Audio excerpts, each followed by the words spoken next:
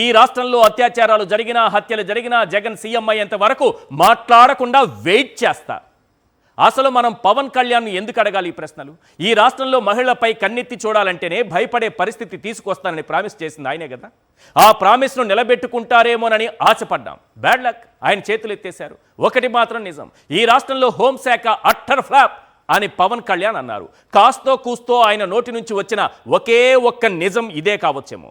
నేను ఒక paper clip చూపిస్తా. అది చూసిన తర్వాత ఈ రాష్ట్రంలో హోంమంత్రి ఎంత దారుణంగా ఫెయిల్ అయ్యారో, శాంతి భద్రతలు ఎంత దారుణంగా గాడి తప్పాయో మీకే అర్థమవుతుంది. ఇవి కొన్ని ఎగ్జాంపుల్సే సార్. వందలాది పేపర్ క్లిప్స్ ఒక్కసారిగా వేయలేక కొన్ని ఎగ్జాంపుల్స్ మాత్రమే మీకు చూపిస్తున్నా. వందలాది పేపర్ క్లిప్స్, వందలాది సంఘటనలు ఒకేసారి చూపించలేక, చూపించేంత సమయం లేక కొన్ని మాత్రమే. ఏంటిది? హైకోర్టు పోలీస్ డిపార్ట్మెంట్ మీద పోలీసు బలుపుపై high court fire. Social media activist Savindra Reddy అక్రమ అరెస్టుపై సిబిఐ దర్యాప్తు. సాక్షిపై కక్ష సాధింపు. అటవీ సిబ్బందిపై తప్పతాగి శ్రీశైలం ఎమ్మెల్యే దాడి. కప్పం కడతారా, కంపెనీ మూసేస్తారా? మంత్రి గారు, సవిత గారు, కప్పం కడతారా, కంపెనీ మూసేస్తారా? ఇది వేరే కంపెనీ. లారీకి 1000, నెలకు 1.5 కోట్లు. యూబీ బీరు కంపెనీకి ఎచ్చర్ల ఎమ్మెల్యే ముఠా అల్టిమేటం అట. దళిత యువకులపై సిఐ దాష్టీకం. మంత్రి సవిత దాటికి కియో మొరో. ఆ కియా ఉంటుందో పారిపోతుందో నాకైతే అర్థం కావట్లేదు. రెగ్యులర్గా దాడి, వాళ్ళ మీద రెగ్యులర్ దాడి అయిపోయిందా? ఇంకా ఎమ్మెల్యే ఆదినారాయణ రెడ్డి జులుం. కియా కాంట్రాక్ట్లన్నీ మాకే. మంత్రి సవిత గారు మేడంకి ఇక్కడ దాడి చేయడం వచ్చు, అనుచరులను తీసుకెళ్ళి తరువాత కొన్ని దాన్ని ఏమంటారు, పిల్లర్స్ని, ఊచల్ని పట్టుకుని ఇవే ఇక్కడే జగన్మోహన్ రెడ్డి గారు మెడికల్ కాలేజీలు కట్టింది, ఇక్కడే ఓపీ తీసుకోవాలి, ఇక్కడే ఆపరేషన్ చేయాలి అని మేడం గారు వీడియోలు చేసి వదిలిపెడతారు. కియా మీద మాత్రం చాలా స్ట్రాంగ్గా దాడి చేస్తారు, బాగా చేస్తారు. రైట్. ఇంకా నిత్యం మహిళలపై, పోర్టు సిబ్బందిపై ఎమ్మెల్యే సోమిరెడ్డి దాడి. నిత్యం మహిళలపై లైంగిక దాడులు, టీడీపీ నాయకుల దాష్టీకం, గ్యాంగ్ రేపు, మోసం చేశారు సరే డబ్బులు ఇప్పిస్తాం. ఇది నేను చెప్పిన 7 గుర్రాలపల్లె బాలిక ఘటనలో అమ్మాయికి డబ్బులు ఇస్తామని బేరసారాలకి దిగారు. పచ్చముక్క, సిగ్గుపడాలి. ఒక్కరెళ్ళి ఆ బాలికను పరామర్శించారా? ఏమైపోయారు చంద్రబాబు నాయుడు గారు, మన ముఖ్యమంత్రి గారు? ఏమైపోయారు మన డీసీఎం గారు? కనీసం ధైర్యం చెప్పారు ఆ బాలికకు? చేసిందంతా మన టీడీపీ మూకలే కదా. నెక్స్ట్, ఇట్లాంటివి 1 కాదు 2 కాదు. టీడీపీ ఎమ్మెల్యే ఆదిమూలం రాసలీలలు, టీడీపీ నేత గాజుల రాసలీలలు, వీళ్ళ రాసలీలలు, వీళ్ళ యొక్క దాడులు, దౌర్జన్యాలు ఎన్ని చెప్పాలి? హోంశాఖ ఇంత దారుణంగా ఫెయిల్ అయితే రాష్ట్రంలో నేరాల సంఖ్య పెరగదా? ఖచ్చితంగా పెరుగుతుంది. 2023-24 నేరాల సంఖ్య ఎలా ఉంది? కూటమి అధికారంలోకి వచ్చాక అంటే 2024-25లో ఆ నేరాల సంఖ్య ఏ స్థాయిలో పెరిగిందన్నది ఒకసారి స్క్రీన్ పైన చూద్దాం సార్. ఇది రాష్ట్రంలో నేరాల పెరుగుదల జూలై 2023, జూన్ 2024 వరకు ఎలా ఉంది అంటే జగన్మోహన్ రెడ్డి గారి పాలనలో. నెక్స్ట్ జూలై 2024, జూన్ 2025 మన చంద్రబాబు నాయుడు గారు పవన్ కళ్యాణ్ గారి సపోర్ట్తో ఈ రాష్ట్రంలో శాంతి భద్రతల్ని హోంమంత్రి గారి సారథ్యంలో ఎంత చక్కగా నిర్వర్తిస్తున్నారనడానికి ఇవే సాక్ష్యాలు. సీరియస్ ఆస్తి నేరాలు గతంలో అంటే 2023-24లో 267 జరిగితే మన చంద్రబాబు నాయుడు గారు వచ్చిన తర్వాత విజనంతో ఆయన చేసినటువంటి శాంతి భద్రతలకు ఆయన చేసిన కృషి ఫలితంగా 267 నుంచి 361కి అంటే 35% పెరిగింది. అంతే, పెద్దగా ఏం పెరగలేదు.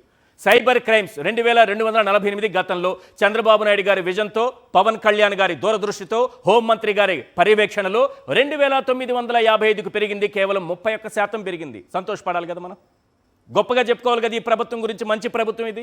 మాదక ద్రవ్యాల కేసులు 1636, ఇప్పుడు చూస్తే 1976, 21% పెరుగుదల.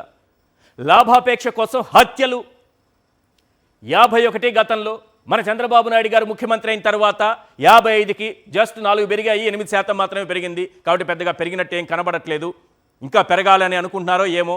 శాంతి భద్రతల్ని పరిరక్షించాల్సినటువంటి పోలీసులు, హోంశాఖ రెడ్ బుక్లో తరిస్తోందన్న ఆరోపణలు ఉన్నాయి.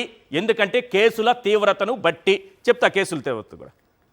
కేసుల తీవ్రత కూడా నేను చెప్తా.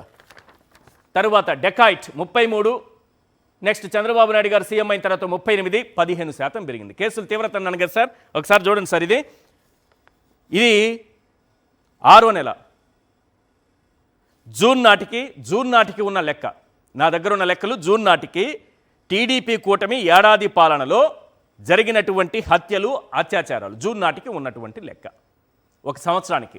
ఈ సంవత్సరంలో మొత్తం 380 హత్యలు జరిగాయి. రికార్డుల ప్రకారం 380 హత్యలు. వీటిలో రాజకీయ హత్యలు 17, అనుమానాస్పద మృతులు 16, బాలికలు మహిళలు 9, పురుషులు 7. అత్యాచారాలు ఇప్పుడు చెప్పాను కదా, పచ్చమూకలే ఉన్నారు ఎక్కువగా, వాళ్లే రెచ్చిపోతున్నారు ఎక్కువగా. అత్యాచారాలు 187, హత్యాచారాలు 15. ఎవరో మొన్న ఎప్పుడో అత్యాచారాలు నగల మళ్ళీ హత్యాచారాలు ఏంటి, వీడికి చదవడం రాదు అని కామెంట్స్ నాకు ఇంకా మెసేజ్లు పంపిస్తున్నారు. అందుకే అత్యాచారాలకి తేడా చెబుతున్నా. చంద్రబాబు నాయుడు గారు చెప్పించే చదువులో కనీసం ఈ జ్ఞానం కూడా ఉండదు. ఈ జ్ఞానం కూడా లేని వాళ్ళు క్వశ్చన్ చేస్తూ ఉంటారు. అందుకే క్లియర్గా చెప్తున్నా, అత్యాచారాలు 187 ఏడాది పాలనకే, జూన్ నాటికి. హత్యాచారాలు 15. ఇంకా ఆ సంఖ్య ఈ 6 నెలల కాలంలో, ఈ 4 నెలల కాలంలో ఎంత పెరుగుంటుందో మీరే ఆలోచించండి.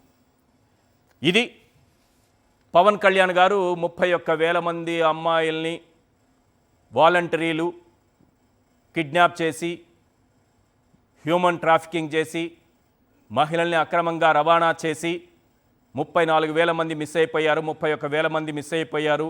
నాకు కేంద్రం నుంచి ఇంటెలిజెన్స్ నిఘా వర్గాలు సమాచారం ఇచ్చాయని చెప్పారు. ఆ నిఘా వర్గాలు ఏం సమాచారం ఇవ్వలేదు, పెద్దగా ఏం క్రైమ్ రేటు జరగలేదు, ఈ రాష్ట్రంలో అంతా జగన్ పరిపాలనలో బాగుందని నేషనల్ క్రైమ్ రికార్డ్స్ బ్యూరో చాలా క్లియర్గా సర్టిఫికేట్ ఇచ్చేసింది. అంటే వీళ్ళ దుష్ప్రచారానికి సరైన సమాధానం కేంద్ర హోంశాఖ చెప్పింది. నిన్న కేంద్ర హోంశాఖే సమాధానం చెప్పింది. మరి మిస్ అయిపోయినటువంటి అమ్మాయిలు ఏమైపోయారు? ఎవరైనా వెనక్కి తీసుకొచ్చారా? ఒక్కరినైనా తీసుకొచ్చే ప్రయత్నం పవన్ కళ్యాణ్ గారు చేశారా? చేయలేదు. ఈయన చేయగలిగింది ఏంటంటే వాలంటీర్ వ్యవస్థ, 2.5 లక్షల మంది ఉన్నటువంటి వాలంటీర్ వ్యవస్థను శాశ్వతంగా సమాధి చేయగలిగారు ఒక్క అబద్ధంతో. దానిని పాతి పెట్టేశారు ఒక్క అబద్ధంతో. ఈ అబద్ధాలన్నీ ఇప్పుడు పటాపంచలైపోతున్నాయి. ఈ రాష్ట్రంలో శాంతి భద్రతలు కరువై ఎన్ని అత్యాచారాలు, ఎన్ని హత్యాచారాలు, ఎన్ని దాడులు, ఎన్ని దౌర్జన్యాలు, ఆఖరికి పరిశ్రమలు కూడా పారిపోయే స్థాయికి కియానైతే వదిలిపెట్టడం లేదు మనం. ఇప్పుడు కియా కాదది, కియో మొరో అంటోంది. ఈ దాడులేంటి, ఈ దౌర్జన్యాలేంటి? వీళ్ళ పాలన ఇలాగే ఉంటే నేరస్తులకు అది పండగేనా?